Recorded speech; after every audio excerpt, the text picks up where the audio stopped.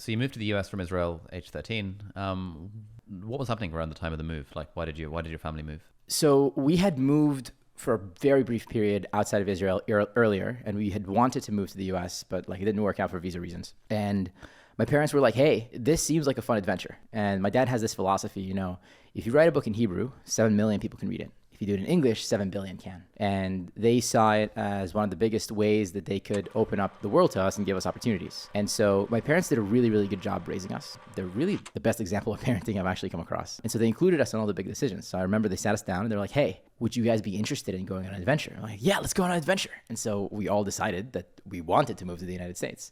And so when I got here, it was really tough because the culture in the US is slightly different than the culture in Israel. Like I spoke with a heavy Israeli accent, like nobody understood what I was saying. And I was a really small kid too. Like I was 5'2" freshman year, 5'3" sophomore year. Like literally I have a driver's license where I'm 16 and I weigh like 110 pounds. And when I moved here, I'm super dyslexic. So I spent all this time learning how to read in Hebrew, and then I had to relearn how to read, but in English. But because I'd signed up for this move, I was really motivated. And it didn't matter if it was like 8th grade where I was like failing my history class and there was no like audiobooks for the textbooks. So I would like go online and Google and I'd like try to hack together some sort of audiobook that I could listen to. And I actually ended up, I would go to my teachers and I would ask, hey, like, I'll just be real with you. There's no way I'm going to be able to read this chapter and do the outline that you're assigned. Is it okay if I come to class like 15 minutes early and verbally summarize the chapter to you? And surprisingly, many teachers said yes. And so going into high school, my mom literally had to read my summer reading books to me because I couldn't do them myself. Even going into college, we had this book called Sons of Providence. And I spent all summer trying to read it. I didn't want to be the one kid who shows up not having done the summer reading before his like fancy Ivy League school. And I read about half. And so my mom had to read the rest of it, and she worked and she didn't have time to read all of it.